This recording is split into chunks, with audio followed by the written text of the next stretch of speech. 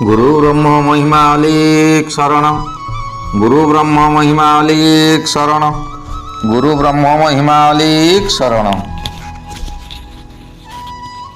बाबा ओ शिष्य माने जलपान करी घर भितरे बसिले।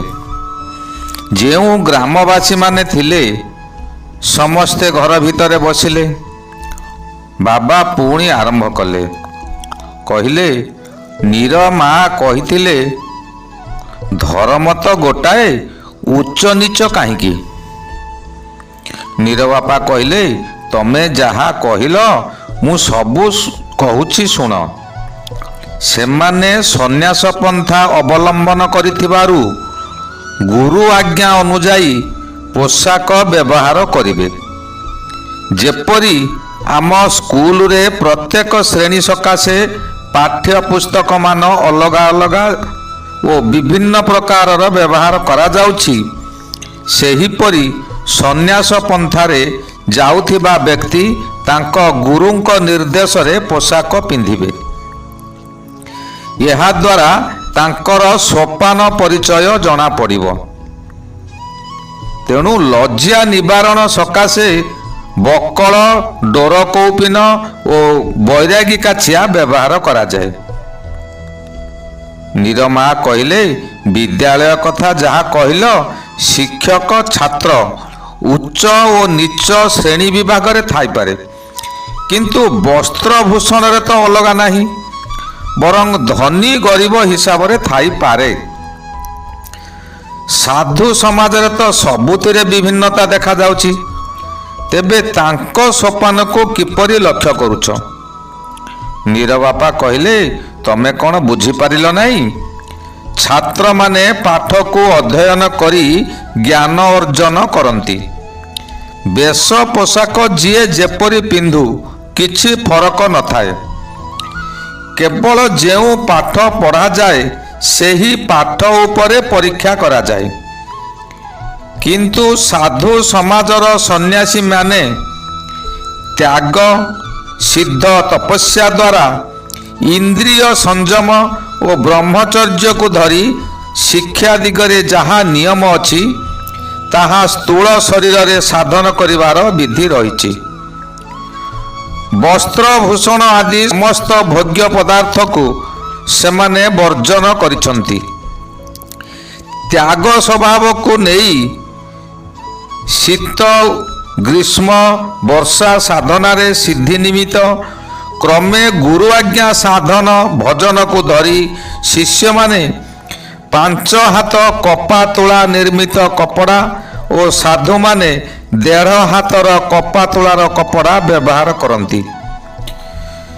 ଶିଷ୍ୟମାନେ କଟି ଦେଶରେ ଡୋର ବାନ୍ଧି ପାରିବେ ନାହିଁ। ବାବା ଓ ସାଧୁମାନେ କଟିରେ ଡୋର ଧାରଣ କରିବେ। ପ୍ରଥମେ ଯିଏ ସନ୍ନ୍ୟାସ ପନ୍ଥାରେ ପ୍ରବେଶ କରିବେ ସିଏ ଗୁରୁ ଆଜ୍ଞାରେ 5 ହାତ କପଡ଼ାକୁ ବୈରାଗୀ କଛା କରି ପିନ୍ଧିବେ।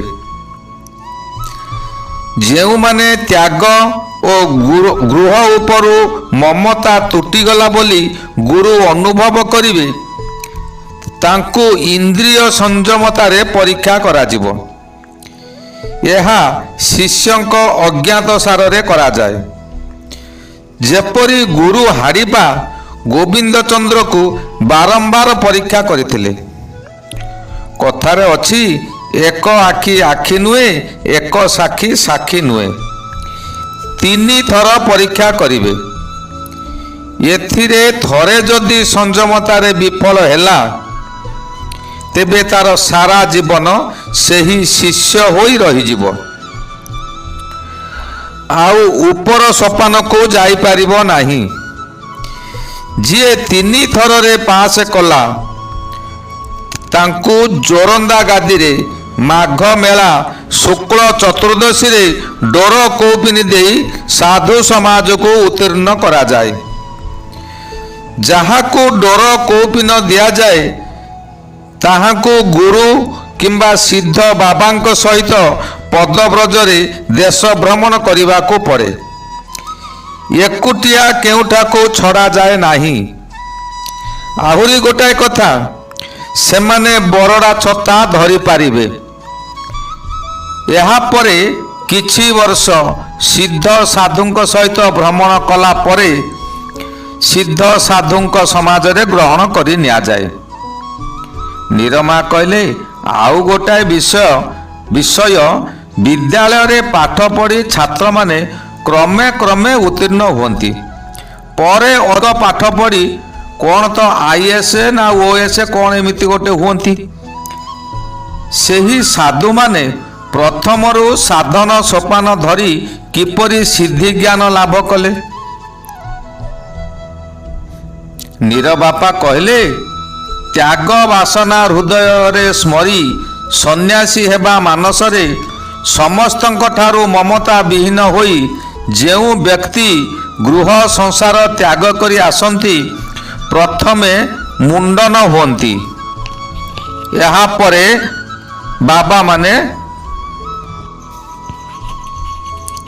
ଏହାପରେ ସିଦ୍ଧ ବ୍ରହ୍ମାବଧୂତ ପର ସନ୍ନ୍ୟାସୀ ବକଳଧାରୀଙ୍କୁ ଗୁରୁ ସ୍ୱରୂପରେ ଚିହ୍ନି ତାଙ୍କଠାରେ ଆତ୍ମସମର୍ପଣ ପୂର୍ବକ ଶିଷ୍ୟତ୍ୱ ଗ୍ରହଣ କରନ୍ତି। ସିଦ୍ଧ ଗୁରୁ ତାଙ୍କୁ ଗହଣରେ ରଖି ସାଧନ ଭଜନ ନୀତି ନିୟମ ଶିକ୍ଷା ଦେବାରେ ପ୍ରବେଶ କରାଇ ବେଦ ବିଦ୍ୟା ଧର୍ମଶାସ୍ତ୍ରମାନ ଅଧ୍ୟୟନ କରାନ୍ତି। ସେହି ଶିଷ୍ୟ ବ୍ରହ୍ମଚର୍ଯ୍ୟ ବ୍ରତ ପାଳନ କରି ନିଷ୍ଠାପର ଭାବେ ବ୍ରହ୍ମଜ୍ଞାନ ଅଭ୍ୟାସ କରନ୍ତି। ସେହିମାନଙ୍କୁ ତ୍ୟାଗୀ ବୈରାଗୀ କୁହାଯାଏ। ସେମାନେ ପ୍ରଥମେ 5 ହାତ କପଡ଼ାକୁ ଗେରୁ ରଙ୍ଗ କରି ବାର୍ଷିକ ପ୍ରଭୁ ପୂର୍ଣ୍ଣିମାର ଧର୍ମରେ ଦୀକ୍ଷିତ କରାଇ କପଡ଼ାକୁ ବୈରାଗୀ କଛା ମାରି ପିନ୍ଧନ୍ତି। ଏହାପରେ ଅପର ସନ୍ନ୍ୟାସୀ ପଦରେ 1.5 ହାତ ସୂତା କପଡ଼ାର ଡୋର କୌପିନ ଧାରଣ କରନ୍ତି। ଏହାପରେ ଶେଷ ସୋପାନ ହେବ କୁମ୍ଭୀ ପଟୁ ବ୍ୟବହାର କରିବା। ସେହି ଦିନ ଠାରୁ ଉଭୟଙ୍କର ଭେଦଭାବ ନ ରହି କ୍ଷୀରରେ ନୀର ମିଶିଲା ପରି ଏକତ୍ର ହୋଇଯାନ୍ତି। ନିରମା କହିଲେ, ବ୍ରହ୍ମଜ୍ଞାନ ସାଧନ ବୁଝି ହେଲା ନାହିଁ, ତଥାପି ସନ୍ନ୍ୟାସୀମାନଙ୍କର ସୋପାନ କଥା ବୁଝି ହେଲା ଯେ ଟିକିଏ ସନ୍ଦେହ ରହିଲା। ଗୁରୁ ତ 80-90 ବର୍ଷ ବୟସର ବୃଦ୍ଧ ହୋଇଥିବେ, ଶିଷ୍ୟ ତାଙ୍କ ସହିତ ମିଶି ଏକ ହେବା କଥାଟା ଟିକିଏ ଅଡ଼ୁଆ ଲାଗିଲା। ଯେତେ ହେଲେ ତାଙ୍କର ଶିଷ୍ୟ ସିଏ, ଏପରି ସ୍ଥଳେ ସମାନ କିପରି ହେବେ? ନୀର ବାପା କହିଲେ, ତମେ ଯେଉଁ ଗୁରୁ ଶିଷ୍ୟ କଥା କହିଲ ତାହା ସିନା ତମେ ବୁଝିଲେ ହେବ। ସନ୍ନ୍ୟାସୀମାନେ 12 ବର୍ଷ ବୟସରୁ ସଂସାର ତ୍ୟାଗ କରି ଧର୍ମକୁ ପ୍ରବେଶ କରିଛନ୍ତି। ତାଙ୍କୁ ଯେତେବେଳେ 24 କିମ୍ବା 25 ବର୍ଷ ହେବ ସେ ସମୟରେ ଡୋର କୌପିନି ଦିଆଯିବ। ଏହାପରେ 10 ବର୍ଷରୁ 15 ବର୍ଷ ସିଦ୍ଧ ବାବାଙ୍କ ସହିତ ବୁଲି ସିଦ୍ଧତ୍ୱ ଗ୍ରହଣ କରିବେ। ସେତେବେଳକୁ ତାଙ୍କୁ 40 ବର୍ଷରୁ ଅଧିକ ହୋଇଯାଇଥିବ କିମ୍ବା 50 ବର୍ଷ ହୋଇଯାଇଥିବ। ଏଇଠି ଚିନ୍ତା କର, ଯେଉଁମାନେ ମନେକର ଆମେ ଯିବା, ଆମେ ସଂସାର କରିଛନ୍ତି, ବୟସ 40ରୁ ଅଧିକ ହେଲାଣି, ଆମେ ଯାଇ ଯେଉଁ ସିଦ୍ଧ ବାବାଙ୍କୁ ଗୁରୁ କରିବା, ସେ ମନେ କରନ୍ତୁ ସେଇ 40 ବର୍ଷ ହେଇଥିବ, ଆମର ସମାନ ବୟସ, କିନ୍ତୁ ସିଏ ଆମର ଗୁରୁ। ଏଇଠାରେ ବକଳଧାରୀଙ୍କୁ ଗୁରୁ ବୋଲି ମାନିବାକୁ ବାଧ୍ୟ। ସେହି ବକଳଧାରୀଙ୍କୁ ଗୁରୁ ବୋଲି ମାନି ଶରଣ ଦର୍ଶନ କରିବା। ଏହା ସଂସାର କ୍ଷେତ୍ରରେ ବୟସ କମ ବେଶୀ ହୋଇପାରେ, କିନ୍ତୁ ସନ୍ନ୍ୟାସ ପନ୍ଥାରେ ଧର୍ମ ଜ୍ଞାନ ପନ୍ଥାରେ ତାହା ଚଳିବ ନାହିଁ।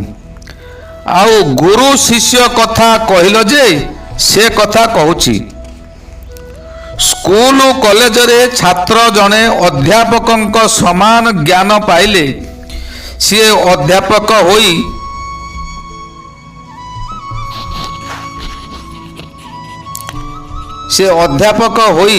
ଅଧ୍ୟାପକଙ୍କ ସମାନ ଜ୍ଞାନ ପାଇଲେ ସେ ଅଧ୍ୟାପକ ହୋଇ ସମାନ ଆସନରେ ବସୁଛି। ଏଣୁ ସନ୍ନ୍ୟାସୀ ପନ୍ଥାରେ ସେମାନେ ଅହଂ ବ୍ରହ୍ମାସ୍ମି ଭାବରେ କ୍ଷୀର ନୀର ପରି ଏକତ୍ର ହୋଇଯାନ୍ତି। ଶରୀରରେ ସିନା ଛୋଟ ବଡ଼ ଉଚ୍ଚ ନୀଚ ଭାବ ଅଛି, କିନ୍ତୁ ଆତ୍ମାର ସେ ସବୁ କିଛି ନଥାଏ। ସେହି ଆତ୍ମା ସୂତ୍ରରେ ସେମାନେ ସମାନ ହୋଇଯାନ୍ତି। ଯେପରି କ୍ଷୀର ସଙ୍ଗେ ନୀର କିମ୍ବା ସଲିଳେ ଲବଣ ଉଦଧିରେ ନଦ ନଦୀ ମିଶିଲା ସମାନ। ସ୍ୱଗୁରୁ ହରାଇ ସେହି ରୂପ ହୁଅନ୍ତି ପ୍ରାପ୍ତ, ସ୍ୱଗୁଣ ହରାଇ ସେହି ରୂପ ହୁଅନ୍ତି ପ୍ରାପ୍ତ। ଜୀବ ବ୍ରହ୍ମ ଗୁରୁ ଶିଷ୍ୟ ସେବାରେ ତେମନ୍ତ। ନିରମା କହିଲେ, ତମେ ଗୋଟାଏ କହିଲ ଅହଂ ବ୍ରହ୍ମାସ୍ମି, ତା ମାନେ ତାଙ୍କର ଅହଙ୍କାର ବଢ଼ିଗଲା, ସେମାନେ ଅହଙ୍କାର କରିବେ? ନିରବାପା କହିଲେ, ମୂର୍ଖ ଲୋକକୁ ମୁଁ ଆଉ କ'ଣ ବୁଝାଇବି? ଅହଂ ବ୍ରହ୍ମାସ୍ମି ଇଏ ବୁଝିଲେ ଅହଙ୍କାର କରିବା। ସେମାନେ ସିଦ୍ଧ ସାଧୁ, ତାଙ୍କ ପାଖରେ ଅହଙ୍କାର ନାହିଁ। ନିରମା କହିଲେ, ହଁ ମୁଁ ସିନା ମୂର୍ଖ ବୋଲି ତମେ କ'ଣ ମୂର୍ଖ ନଥିଲ କି? ଆମ ବାପା ସିନା ତମକୁ ଧର୍ମରେ ପୁରାଇଲେ ବୋଲି ତମେ ଜାଣିଛ, ତଥାପି ସାଧୁ ସଙ୍ଗରେ ନ ମିଶିଥିଲେ କ'ଣ ଜାଣିଥାନ୍ତ କି? ମୋତେ ବୁଝାଇ ଦେଲେ ସିନା ମୁଁ ବୁଝିବି। ନିରବାପା କହିଲେ, ହଁ ଯାହା କହିଲ ସତ୍ୟ। ସାଧୁଙ୍କ ପରିଚୟ କରାଇ ସାଧୁଙ୍କ ଗହଣରେ ବୁଲିବା ଯୋଗୁଁ ମୁଁ କିଛି ଜାଣିଛି। ସବୁ ଜାଣିବା ବି ସମ୍ଭବ ନୁହେଁ, କାରଣ ଆମ୍ଭେ ସଂସାରୀ। ସଂସାର ମଧ୍ୟରେ ରହି ଯେତେଟା ନିୟମ ମାନିବା କଥା ଆମେ ଠିକ୍ ମାନିବା ଦରକାର। ପିତୃମାତୃ ସେବା, ଗୁରୁଜନ ସେବା ଓ ସାଧୁ ସେବା ତାଙ୍କ ଆତ୍ମା ଚିହ୍ନି ସେବା କରିବା ଦରକାର। ଅନ୍ୟର ଆତ୍ମାକୁ ନ ଚିହ୍ନିଲେ ଜୀବନରେ ଅନ୍ୟର ଆତ୍ମାକୁ ଚିହ୍ନିଲେ ଜୀବନରେ ଲୋଭ ମୋହ ମାୟା ସବୁ ତୁଟିଯିବ। ନିଷ୍କାମ ଭାବନା ଆସିଲେ ଜୀବ ମୁକ୍ତି ପାଇଥାଏ। ଅହଙ୍କାର କଥା କହିଲ, ତାହା ଅହଙ୍କାର ନୁହେଁ, ତାହା ହେଲା ଅହଂ ଅର୍ଥ ନିଜେ, ବ୍ରହ୍ମାସ୍ମି ଅର୍ଥ ବ୍ରହ୍ମ, ନିଜେ ବ୍ରହ୍ମ ସ୍ୱରୂପ। ନିରମା କହିଲେ, ସିଏ ତ ନିଜେ ଗୋଟାଏ ଜୀବ ସ୍ୱରୂପ, ସେ ପୁଣି ବ୍ରହ୍ମ ହେଲେ କିପରି? ମୋର ସନ୍ଦେହ ହେଉଛି। ନିରବାପା କହିଲେ, ଏହି କଥା ପରେ କହିବି। ମୋତେ କ'ଣ ଜଳଖିଆ କିଛି ଦେବ ନାହିଁ? ସକାଳୁ ତ ଭାରି କଅଁଳିଆ ଡାକ ଡାକୁଥିଲ, ଆସି 9ଟା ସମୟ ହେଲାଣି, କ'ଣ କିଛି ମିଳିବ ନାହିଁ? ନିରମା କହିଲେ, ସେ ମୁଢ଼ିବାଲା ଆସିନାହିଁ, ବାଡ଼ିରେ ବାଇଗଣ ଗୋଟାଏ ଆଣି ପୋଡ଼ି ଦେଉଛି, ପଖାଳ ଗଣ୍ଡେ ଖାଇଦେବ। ବାବା କହିଲେ, ନିରଞ୍ଜନ ତମେ ଯାଅ, ସେ ଖୁଙ୍ଗିରୁ କିଛି ପଇସା ନେଇ ଯାଅ। ଏଇ ଗ୍ରାମରୁ ମୁଢ଼ି ବିସ୍କୁଟ ଚେନାଚୁରୁ ଯାହା ପାଇବ ଆଣିବ, ଜଳଖିଆ କରିବା। ଯେଉଁ ବୁଢ଼ାମାନେ ଆଗରୁ ଆସି ବସିଥିଲେ, ଯାହାକୁ କହୁଥିଲେ ଶୁଣ୍ଠା, ପାଣି ଟୋପେ କାହାକୁ ଦିଅନ୍ତି ନାହିଁ, ସେମାନେ ହାତ ଯୋଡ଼ି କହିଲେ, ଆଜ୍ଞା ଆମର ଅପରାଧ କ୍ଷମା କରିବେ, ଆମେ ମୂର୍ଖ, ଆମେ କିଛି ଜାଣିନଥିଲୁ। ତାଙ୍କ ଭିତରୁ ଜଣେ କହିଲା, ବାବା ଆଜ୍ଞା ମୁଁ ଯାଉଛି ଜଳଖିଆ ଆଣିବି। ଆଉ ଜଣେ କହିଲା, ବାବା ଆଜ୍ଞା ଆମ ଘରେ ଅନ୍ନ ଭିକ୍ଷା କରିବେ, କିନ୍ତୁ ଆମ୍ଭେ ଜାଣିନାହୁଁ କିପରି କ'ଣ ହେବ। ଆପଣଙ୍କ ଶିଷ୍ୟକୁ ପଠାନ୍ତୁ, ଆପଣଙ୍କ ଆଜ୍ଞା ହେଲେ ସିଏ ଯାଇ ଆମ୍ଭକୁ ନିୟମ ବତାଇ ଦେବେ। ବାବା କହିଲେ, ହେଉ ଉଠ ଯିବା, ଛୋଟ ପିଲା ଭୋକେଇଲେଣି। ଗୁରୁ ବ୍ରହ୍ମ ମହିମା ଅଲେଖ ଶରଣଂ, ଗୁରୁ ବ୍ରହ୍ମ ମହିମା ଅଲେଖ ଶରଣଂ, ଗୁରୁ ବ୍ରହ୍ମ ମହିମା ଅଲେଖ ଶରଣଂ ଶରଣଂ ଶରଣଂ।